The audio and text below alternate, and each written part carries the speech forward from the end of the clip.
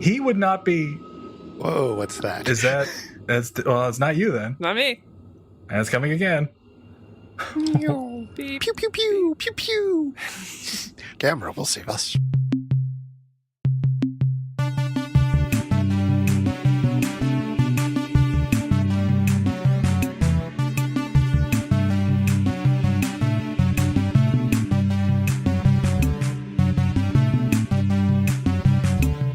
This episode, we're watching Show 304, Gamera versus Baragon.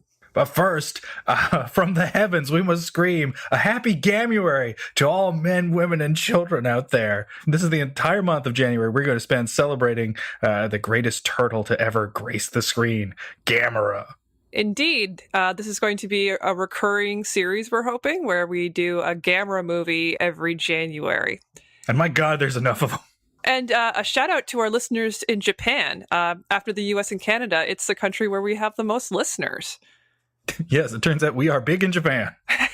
We can claim that. Now, I'm wondering if that is if those are Americans abroad, or if there might possibly just be English-speaking Japanese people. It's hard to say. I would guess it's the former, though. But if we have any current Japanese listeners out there, please reach out. We're very interested in knowing who you are. Oh, it's a good thing we do this podcast live, Beth, because I've just gotten an email.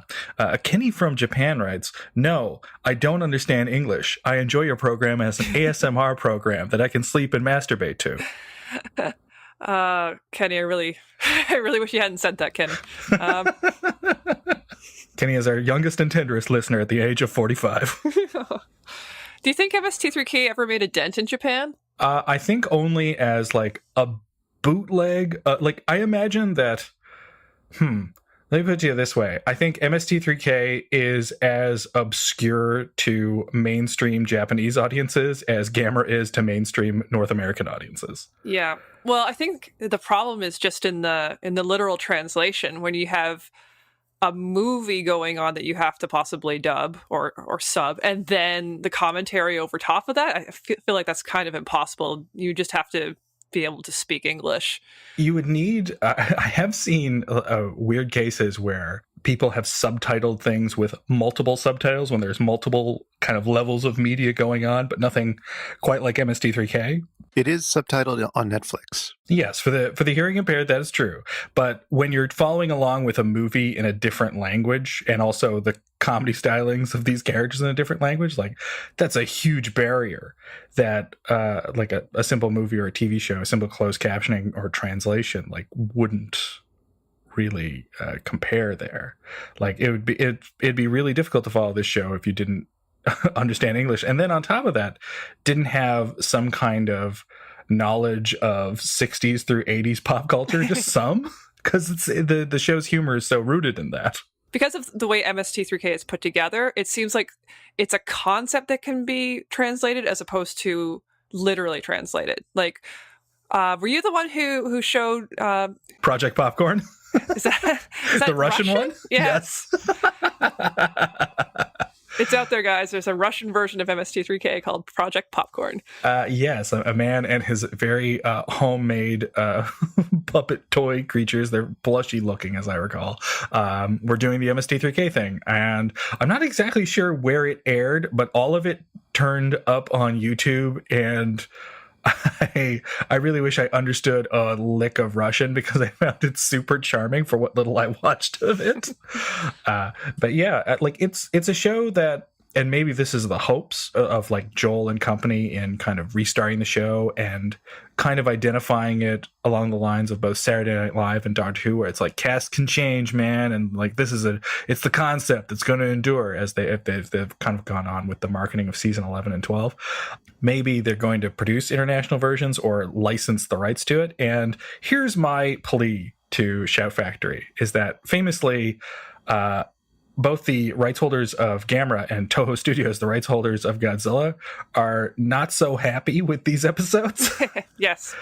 And just in general, at least from Toho's perspective on Godzilla, is really unhappy with the like American dubs for the most part of those movies in like the 60s and 70s. So as such, they're really, really protective of Godzilla now. And I would hope that Shout Factory and Alterniversal Studios and everybody who owns it would just give Toho the rights in perpetuity to MST3K for Japan and Japan only, just so we can get legit DVD releases of Godzilla versus Megalon and Godzilla versus the Sea Monster, and I don't know, maybe help out with whoever owns the rights to Gamera so that we can get those Gamera movies back on DVD, because they were on DVD in 2011 for about a week, and then the rights expired and they had to go away. Yeah, you will not find this episode on Netflix or even Shout Factory. Who knows? Hope springs eternal. Like, Shout Factory has gotten the rights to Gamera movies before, and right now on their website, they do have one of the Gamera movies that was featured on an episode of Elvira. So the Elvira version is there. So maybe, just maybe, those Gamera movies will get re-released. Fingers crossed. But even to go back to your idea of MST3K being a cultural idea that you can transport across the world, I have a feeling that wouldn't really even work in Japan. And this is, this is a very broad brush I'm painting here. And so I really am open to being corrected by anybody out there who has more experience with Japanese culture than me. But from what little I've watched, sarcasm is not really something that culture does.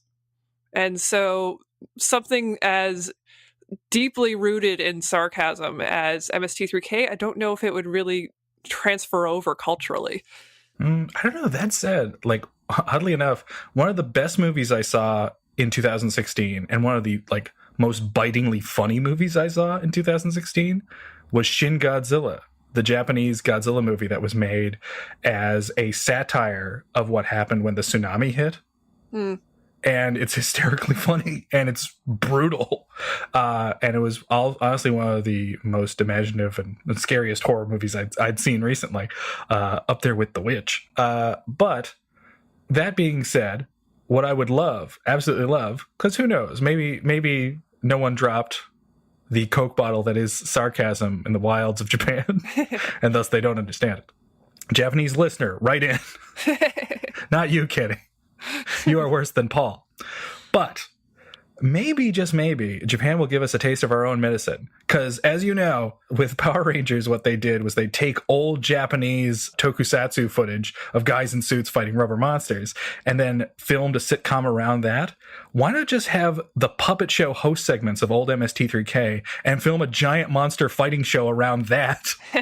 You'd have dudes duking it out with a giant crow. Tom Servo could be a motorcycle. It'd be awesome. All right, I'd fund that. Yeah. Shall we move on to the episode and movie in question? All right, let's do it. Gamera versus Baragon.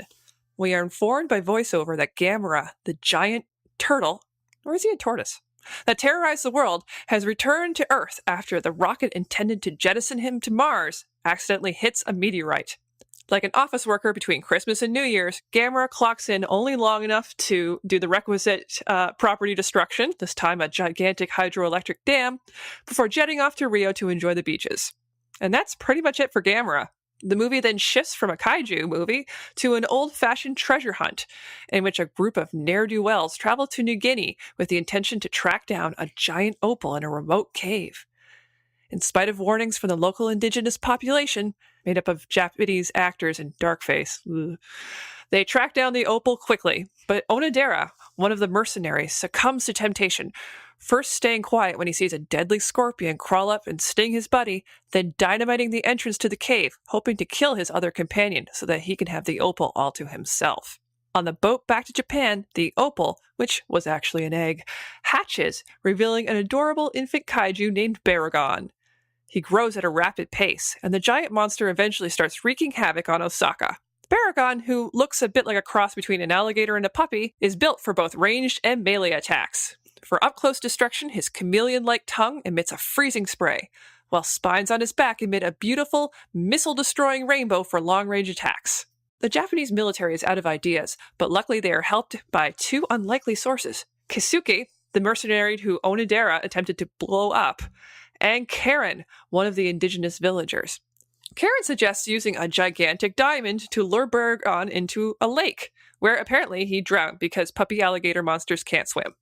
It doesn't work, and the military is ready to give up until a Deus Ex doctor explains that because Baragon was birthed by infrared radiation, he will be lured by an irradiated diamond. The plan almost works until the greedy Onodera attempts to steal the gem. But don't worry, he's eaten by Baragon. This time, it's Kasuki's turn to save the day, as he notices that mirrors are not affected by Baragon's rainbow ray.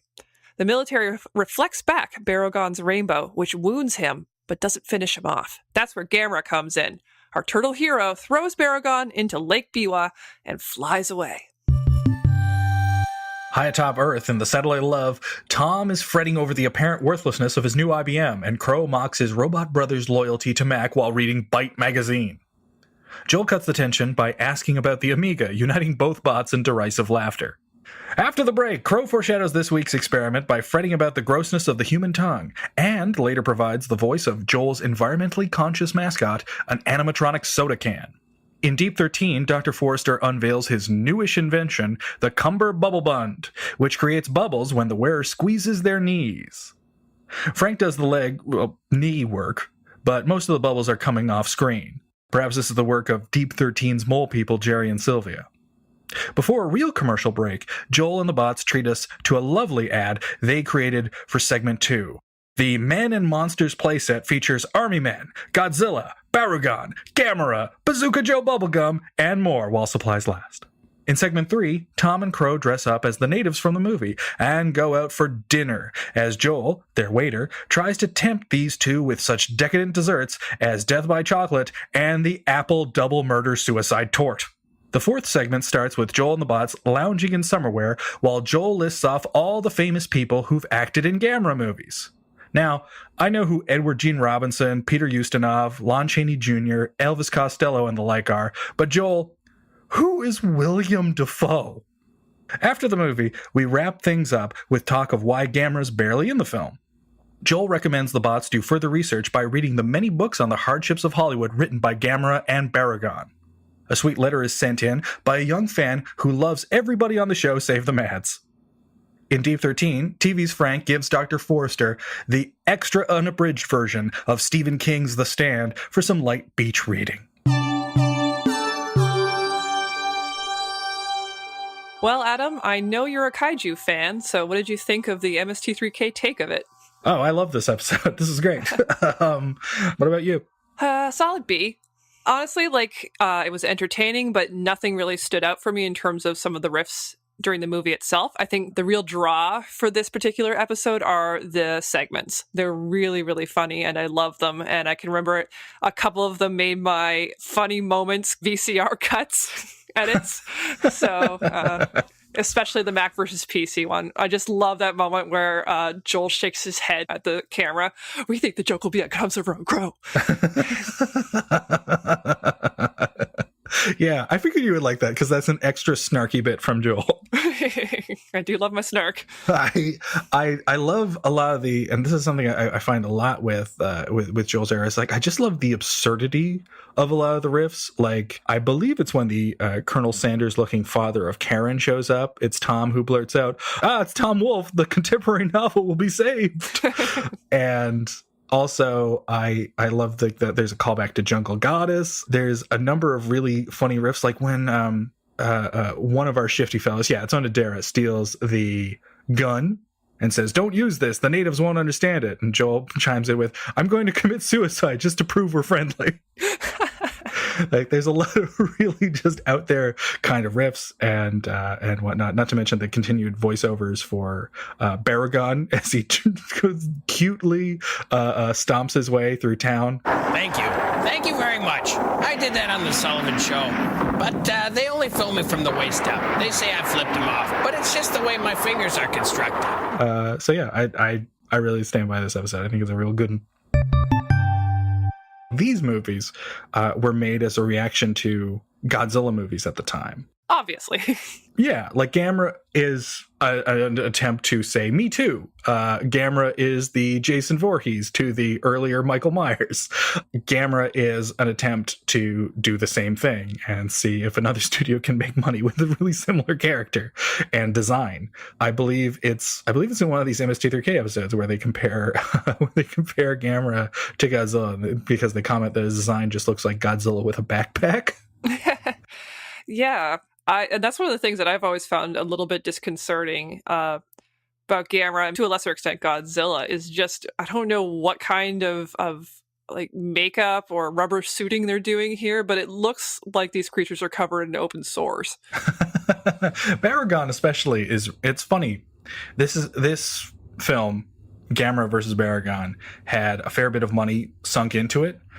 And aside from the fact that Gamera looks better than usual, like Baragon looks really, really cheap. Like he looks like canvas with googly eyes. I think it's cute. Oh, Baragon is adorable. I just think he looks like not a kaiju and not a terrifying opponent worthy of. I have to say, Gamera I think is actually a pretty cool design for a monster, and he looks great here. I love the way he spins around when he flies. Yeah, I do like that part. It's such a weird effect, but it's such a, like, that's something that you get from Japanese movies is they're willing to have things look strange and unusual just to get a reaction from you. Like, they're not afraid of breaking a stoic mood, which I really like, because the way Gamera flies around is inherently funny. And they kept it. They're like, no, that's perfect. People don't know how to react to this, and it's good to get that emotional reaction. But Baragon looks less like a kaiju and looks more like one of those puppet monsters that they would have on the host segments for YTV back when they had Snit and War in the Grug. Well, if we're going to get obscure, I think he looks just like that meme you showed me with the Yi dinosaur. No, not the dinosaur itself, but the dinosaur who looks at him in contempt. Yes, the one who starts singing and is interrupted by the dummy T-Rex who says Yi. Link in the show notes. Yes. In this particular movie, Gamera's bad, but he saves the day. But my impression is he wasn't intending to save the day. He was just protecting his territory. And what's funny is that this is usually, honestly, this is kind of like the default Godzilla role, because with anything that gets so big in terms of a fan base, you have people who only like things a certain way, and thus you have disagreements about how it should be. And like with Godzilla, people like the really evil Godzilla, but some people really like the doofy and surreal superhero Godzilla movies. I like all of those movies. I enjoy the many flavors of Godzilla. But the compromise that Toho found themselves in the 90s, it's like, okay, if we present Godzilla as a force of nature that just doesn't care about humanity, but will defend its territory, we can kind of have him be the good guy and the bad guy. Mm-hmm. And giving him that kind of anti-hero status, it tends to be Godzilla's default unless a director comes in with a specific idea of making him either evil or indifferent or a superhero again. And Gamera, aside from this and the first movie, is a superhero. Like, Gamera is always about defending the Earth and his weird connection with humanity. And he's a friend of children. Yes, in the 60s and 70s, he is friend to children everywhere, and that gets started in the previous movie. And not to get too much into that, because we'll get to 302 when the time is right. Like, Gamera always has a connection with human beings, and that's in the newer series, where in 2006 there was a movie called Gamera the Brave, and he starts off as a turtle that is owned by a small child. And in the newer movies, there are like human beings who have psychic connections with these prehistoric creatures, which Gamera is supposed to represent. And so there's always meant to be this kind of connection, as opposed to, that's the one kind of, I guess, interesting distinction with Godzilla, is that Godzilla is always presented as unknowable. Mm-hmm. But it's kind of funny that they set that up in the first movie, that maybe Gamera is misunderstood. Because in this movie, He's not. He shows up and destroys everything, disappears, and then is embraced, regardless of intent, as the savior of humanity. Like, he fights Baragon at the end of this movie as though it is in his contract. Exactly. And I have to admit that when it comes to the idea of kaiju movies, I think I'm much more aligned with like the original Godzilla. Is like, these are giant monsters who, if we're doing like a D&D kind of alignment, should be chaotic neutral. They should be like the elder gods. They are beyond human morality. And I think this is something that even in my very limited consumption of Japanese culture, I've always been really struck by. The first Miyazaki movie I ever watched was Princess Mononoke. Yeah. And I was just really compelled by the depiction of the forest god, who just does not give a shit about what's going on. He exists beyond that. Nobody knows if he's going, like, you'd think he would protect the forest from the human incursion, but that's not what he's there for. And just has kind of a benevolent watchfulness about everything, and is seeing something on such a more cosmic scale that the immediate destruction of an entire forest doesn't faze him. Yeah, there have been trees, there will be trees. He's just here in the now. Yeah. So the idea of Gamera being a friend to all children, it's cute. I kind of liked this movie better than the first Gamera movie, where they align him with that really annoying kid. A trademark of these early Gamera movies is that there's always a kid with too short shorts. Yep. Yeah. And tiny pants. Yep. They're known as Kennys, based on that first kid. And in several of the Gamera series, and at least one Godzilla movie, there's a fan of giant monsters who is named Kenny, who wears too short shorts. And they became kind of like the bane of these movies. Like, no one, not even children, liked them. Yeah.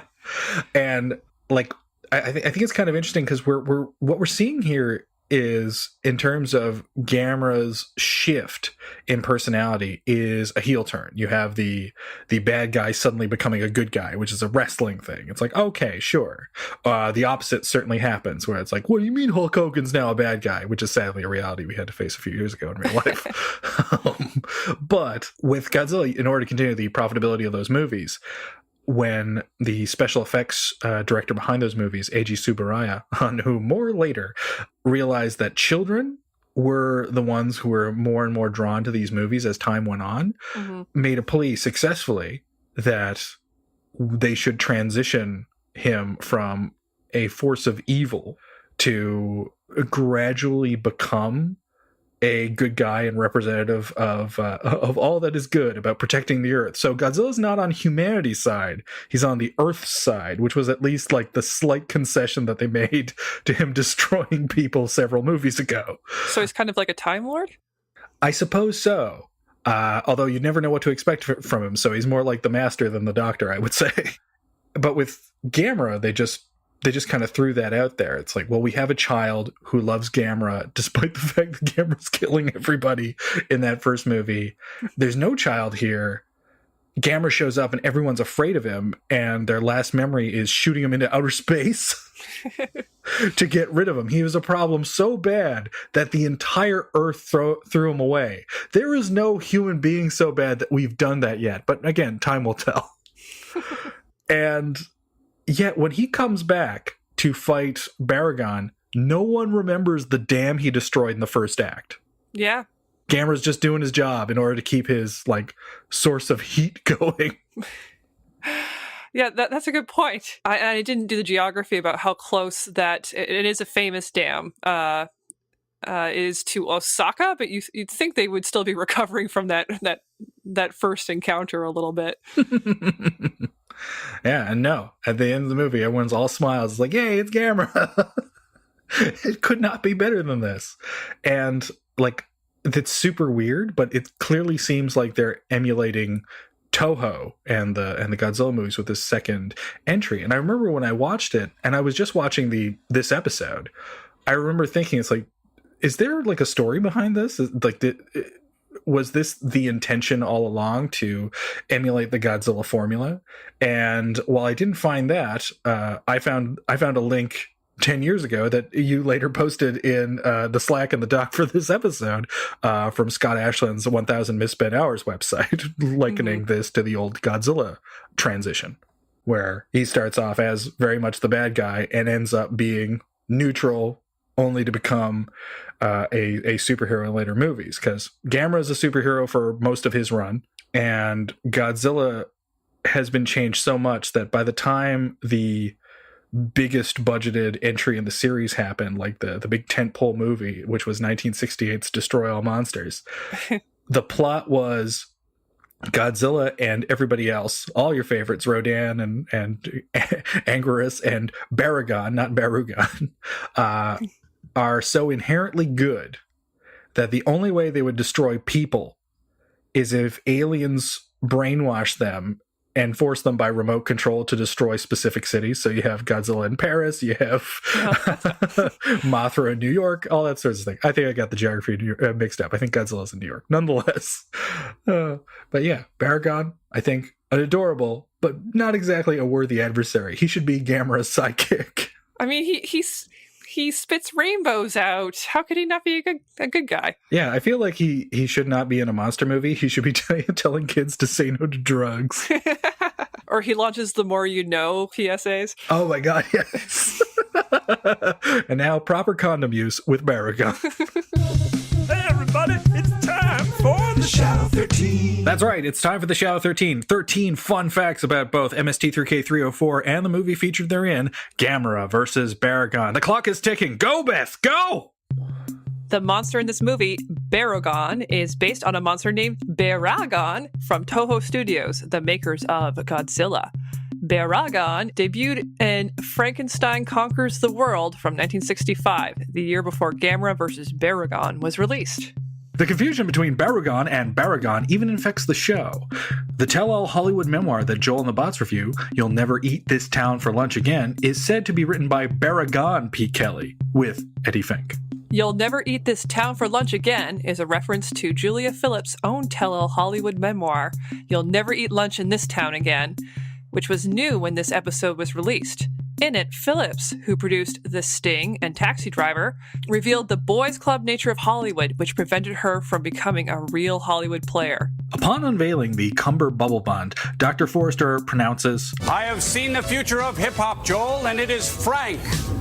riffing on rock critic John Landau's famous line, I have seen the future of rock and roll, and its name is Bruce Springsteen in a 1974 issue of The Real Paper. Link in the show notes. As they enter the theater, Joel notes that the Cumber Bubble Bund looks familiar. That's because in episode 107, Robot Monster, it was Joel's invention in the Invention Exchange. According to the Amazing Colossal Episode Guide, quote, we thought we could mask it by giving the invention to the Mads and making it a disco-specific Cumber Bubble Bund.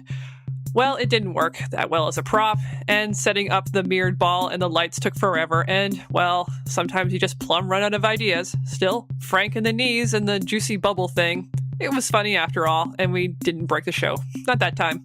Segment 2 shows off an action playset that includes Gamera, Bazooka Joe, Baragon, and Godzilla. Though it seems like a no-brainer, Gamera and Godzilla have never appeared in the same movie, as the rights holders for each monster could never agree on a film that would be respectful to both kaiju. The owners of Bazooka Joe are more than happy to have lunch with anyone interested in bringing Joe to the big screen. In segment 3, Joel's waiter is decked out with all sorts of flair on his jumpsuit, a reference to the sticker and pin-covered personalized uniforms of the staff at TGI Fridays.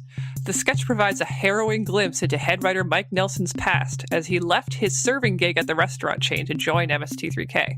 In the final segment, Joel proves he's enough of a Trekkie to don a Geordie LaForge visor, but still has enough shame to hide his copies of William Shatner's Tech War and Leonard Nimoy's I Am Not Spock. If Meryl Streep's voice in that final segment sounds familiar, it's likely because it was provided by Alexandra Carr.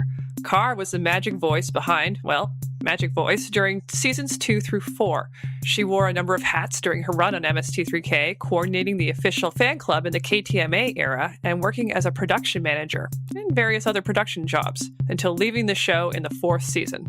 Tom's helicopter announcement. Attention all personnel. Tonight's movie is The Jungle Goddess, starring George Reeves, a guy who looks like Ernie Colfax, and lots of French fried potatoes. is an excuse to rip on Robert Lippert-Dud Jungle Goddess, which the crew mocked in season 2. CanCon alert. After Tom quotes Hot Child in the City, Crow asks, hey, where are all the Nick Gilder jokes?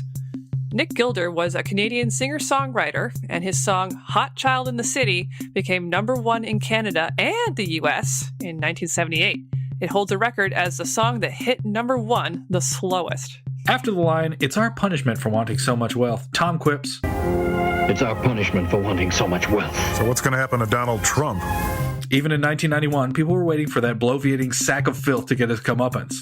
It's 2018, and we're still waiting. Let's end with something more pleasant. Tom Servo's head pops up with a nudge from Joel in segment 1 because, as Joel explains, he's a Rock'em Sock'em Robot. Rock'em Sock'em Robots played a part, unsurprisingly, in Joel's stand-up act. Joel would challenge audience members to a round of Rock'em Sock'em if they weren't enjoying the show.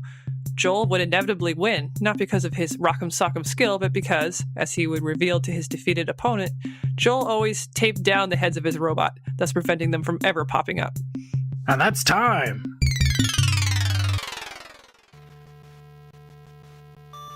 Hey guys, it's your favorite co-host, Beth.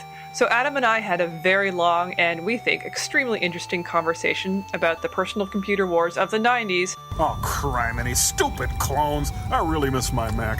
and we had to cut it from the main episode. But if you're interested in listening to our discussion about Norton Commander and the Apple G4, please throw a couple bucks our way and you'll have access to this and many more bonus bits through our Patreon page at itsjustashow.com/Patreon or patreon.com/itsjustashow.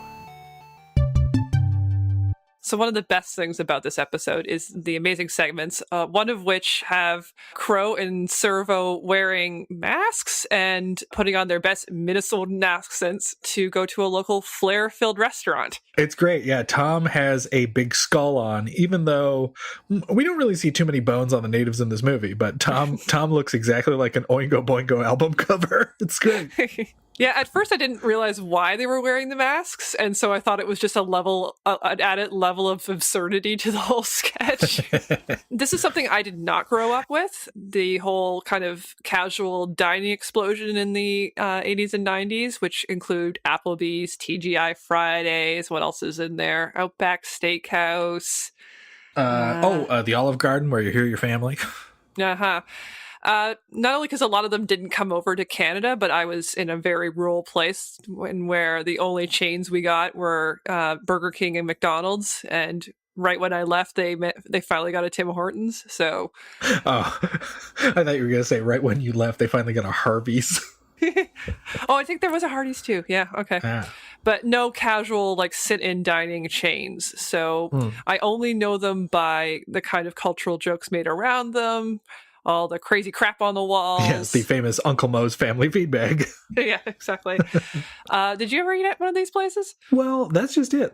So because my parents neither had the time nor interest in cooking, and I was passed around from mother to father, depending on whose days it was custody-wise, you would just be taken to one of these restaurants whenever.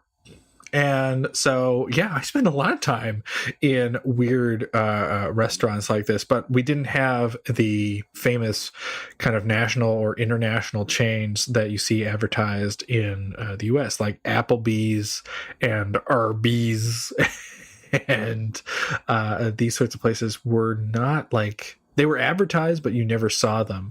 You went to local or more widespread Canada chains like Pasta Plus. Never heard that one. Yeah, that might be Newfoundland only, or whatnot. Like you would go. There was a place in Newfoundland that was very much the crazy crap on the walls place, which was called Jungle Gyms, which, like most places, did have a not a dessert, but I believe had a drink that was called Death by Chocolate, but mainly it was a crazy crap on the walls place. Like I said, the interior of the place looked like Putnam's Prairie Emporium had just exploded.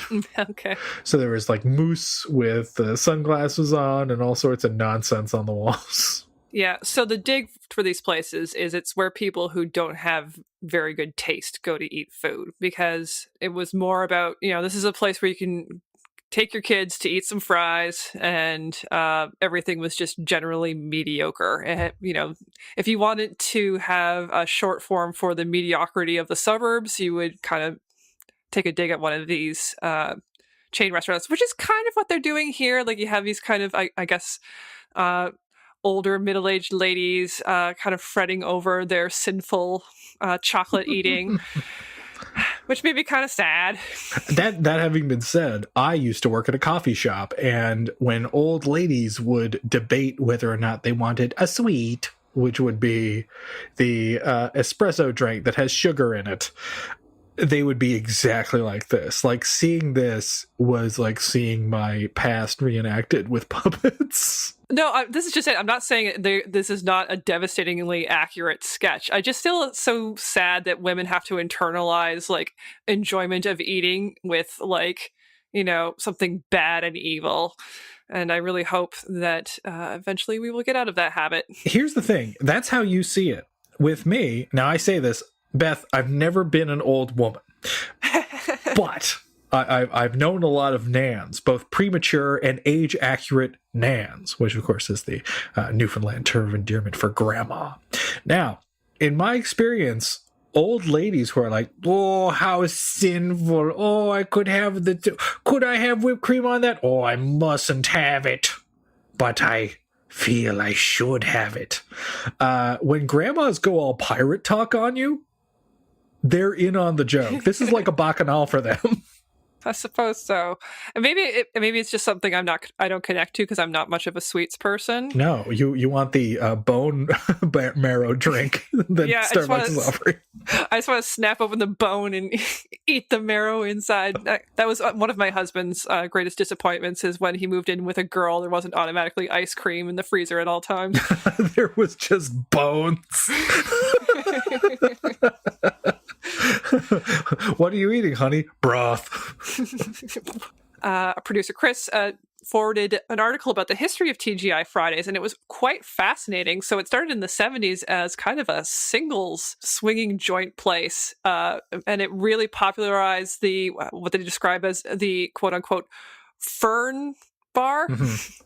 And they eventually turned into the suburban family hangout as the people who originally went to them to pick up in the 70s and 80s got families, settled down, and wanted things to be a little bit quieter and more predictable. Yeah, they grew old with their audience. That raises the question, though, what exactly is a singles restaurant? Because, like, what does that mean? I've never gone to any restaurant and seen a single lady eating and be like, now's the time to pick up.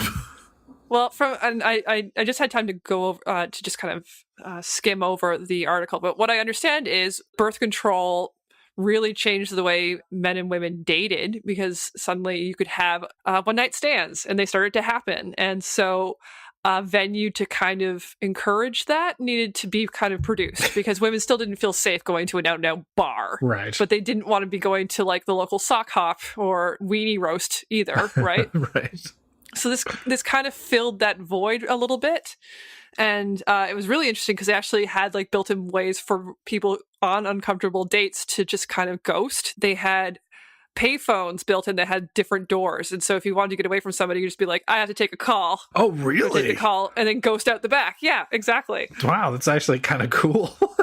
We need a TGI Fridays, and we need it now, but not the current TGI Fridays, one from 40 years ago. And I have to admit, this is something that I really like, home design and interior design, and that look, the cluttered kind of crap on your walls look has gone out of fashion, and they've desperately tried to embrace, like, millennial minimalism. Oh. But I have a real soft spot for the original look that TGI Fridays went with, which was very Victorian, with a lot of Tiffany lamps and brass and dark wood and leaded glass. And I'm kind of sad that, to some extent, that doesn't exist anymore. Didn't they have cursive handwritten menus? They did in the 80s, yeah. It was their attempt to look very casual and, like your friends next door kind of feel to it. Yeah, the menu just says appetizers, whatever. With a big fancy W. Oh, that's interesting. When you were saying you were attached to the design of a certain restaurant, I was almost afraid you were going to say, it's like, but I like crazy crap on the walls, alligators with sunglasses. No, I don't like crazy crap on the walls. That's just gauche. But I liked what they originally had going for them, which was in the 60s and 70s, there was a nostalgia for the kind of look you get from your grandmother, who was probably a Victorian, you know? And you kind of see that today, not in the form of that, but in the form of the continued popularity, which I think kind of hit its peak in the 90s, but it's still around, the continued popularity of 50s diners and milkshake places. Like, and I admit, like, when I see the design styles of really old school, really 50s looking diners, my heart's all aflutter. It's like, I have to go there. Fallout diners? I want to go to this place. Yeah, they look great. Yeah, nostalgia's a powerful thing. Another thing of note in terms of the sketches is the great Men and Monsters playset that Tom is advertising. Were you ever tempted by elaborate playset ads in your youth, Beth? Oh, God, all the time. I never got them. My parents bought a lot of toys, but they never bought like complete sets because that is too big of a price tag up front, I think. So I always had to just kind of makeshift it myself. I had 88 My Little Ponies, but nowhere to put them. Oh, no. So... Those ponies had to run free. Did you literally have a piano's worth? I did. I had 88 My Little Ponies. I could make a whole piano out of them. Now, in fairness, this inspired your hit song 88 lines about 88 ponies. So I made my own community out of, basically I had a lot of, I think, were they those golden books from Disney or something like that? Yeah, the little golden books with like little animal stories. Yeah. So I would just make tents out of them and they all lived in there. But how many little golden books did you have? We had a lot. And I can just remember my bedroom had green carpet and my sister's room had brown carpet. So it should have been in my room because, green grass. But I didn't like dealing with the mess. So I made my sister have all the stuff in her room. Wow. I'm just jealous of you because you had like a bright green carpet. That's so garish. I love it. Yeah. No, it wasn't bright green. It was like olive green. That very early 80s olive green that you get. Oh, gross. I love it. Yeah. Oh, it looks disgusting. It's just in my head. I can picture that. No, was there at the time, because I'm sure now the answer is different, because of course My Little Pony is at like an extremely successful relaunch much later. But back in the 80s, during, I guess this is like the first run of My Little Ponies, and at least in terms of like media and toys together, was there like a playset? Was there something that went along with all of the toys, or were you just expected to have all of the toys? Yes. And this is, to refer back to our last episode, Santa Claus, that is what caused me to not believe in Santa, because we all know this, there was free legislation that allowed toy makers to basically advertise directly to children in toy shows. In their cartoons. And no, they were toy shows. Yeah, basically toy shows. And I was obsessed with the My Little Pony movie, which was basically a vehicle to be like, buy this new set, which was Paradise Estate, where your ponies could hang out and jump in a pool and basically have a grand old time. And that was considered the upgrade from the original pony set, Dream Castle. Neither of which I ever got, and I'm still bitter about it to this day. Naturally. I mean, you're already harboring poison pen letters to your parents as you think about it. I can hear the scribblings on Mike. My question is this: having been someone who never experienced My Little Pony, I'm curious, like, did the ponies have personalities in the way that like cartoon characters, you'd be able to differentiate them, or would they all be ponies? No, they all, and I guess this is because I didn't have a toy set, I had to use the powers of my imagination. So I had some favorites and they had distinct personalities. But did you invent those or did cartoons invent those? I invented them. Oh, so the cartoons did not have...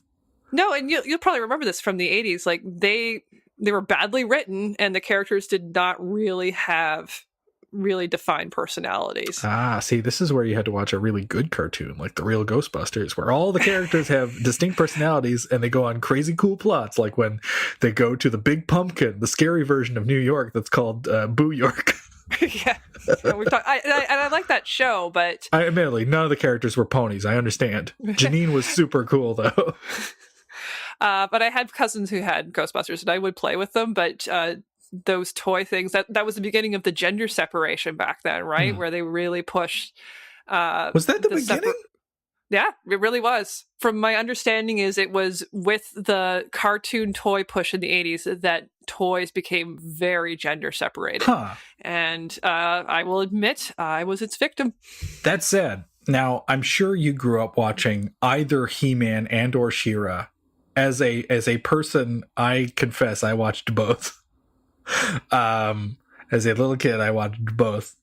And to me, it seemed to be like, you know, you could combine the shows to be the best of both worlds. It seemed like She-Ra had the better central hero and the better setting, but Skeletor ruled.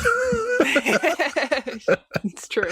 And hearing him whine about stuff was the reason I kept going back, because I had this weird memory. I dug up, when I was in high school, I dug up some tapes of cartoon shows that I had taped, and I was really surprised that The Real Ghostbusters, at least for episodes where Bill Murray's character has been replaced by Lorenzo Music, aka TV's Garfield, aka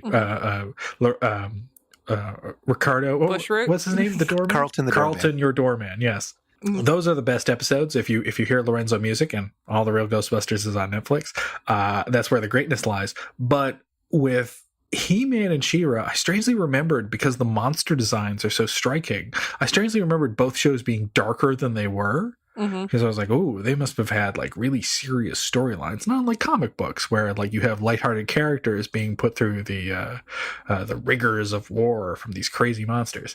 And then the first episode of He-Man, which I remember loving, and I did have Skeletor's lair. I had his castle. I don't know, Skeleton Man. I don't know what it was called. Is it Castle Grayskull? No, that's He-Man's castle. Okay. So I don't know. Purple Cape apartments that he lived with Stinkor. Well, here's a question for you. Did you do what is basically being reenacted in the sketch and basically create your own war games with your toys? Yeah, all the time. Okay. To the point where it's like, I liked mixing the characters to the point where sometimes there would be, because you bought the new editions of toys for successful toy/TV series lines. So I would have multiple Donatellos and multiple Egon Spanglers that could do different things. Like, I had the traditional Egon, but I also had the Egon that if you squeezed his arm, his hair would pop off. Yeah. That was the toy. I had the swimming Donatello. Like, you got it for the variants as well. And some of those variants were really, really dumb. Like, I have, for some reason, or at least I had as a child, for some reason, a Raphael that was dressed up like a baseball player. They had the same thing with the My Little Ponies. I had a My Little Pony that smelled good. I had one that smelled like peaches and cream or something. It smelled really good. And there was one that could dance by spinning its tail, and they had all kinds of. But anyway, it's interesting because I didn't have that like variations on the same character. Did you basically build different battalions? Like, this is your Egon wing over here that's going to be taking the first lap, or? Well, as a kid, how did that really go? I would either, my memories of playing with these toys as a kid was that I would either use them essentially in a stop motion kind of way, where it's like, oh, if I needed the character in a scene to be frightened, I could switch toys. Okay. Because Ghostbusters had a whole line of all of its main characters, the four Ghostbusters and Janine. If you touched or moved a part of their body, their hair would pop off and their eyes would bug out and all sorts of crazy expressions would happen to reveal how frightened they were. And of course, each toy came with a bottle of slime. And I would either use those as reaction shots when playing with my friends, or I would, as a extremely dorky child, try to engage with my pals to create multiverse storylines, which we were getting, Ghostbusters and whatnot from parallel dimensions. Finally, an excuse to throw my McDonald's Garfield plushie in here. And here's a Batman Returns Collector's Cup. This has been 80s Toy Cast. Yes, for more, consult this week's bonus episodes. Snake Mountain. Snake Mountain is Skeletor's place? Yes. Okay. Snake Mountain. It should be called Skeletor's Lair. I'm not nice. I don't like this puppy. You didn't come to my tea party. So if you want to use Skeletor, just pretend like you're about to pinch off a loaf. Is that how it goes? Yeah. If you are turtling, not to make light of Gamera and his terrible condition of being a turtle, but if you are turtling, your voice is going full Skeletor. When I grew up, I was always called prairie dogging. So, Mr. Producer Chris, do we have a random question this time? We don't, although we have a couple that we're probably going to address real soon. But I was wondering, so in addition to watching this episode, what are you guys doing to celebrate Gamuary? Oh, that's easy. I've invested in a lot of turtlenecks.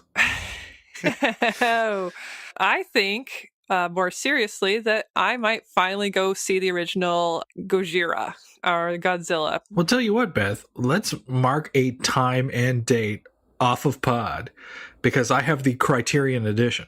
Ooh.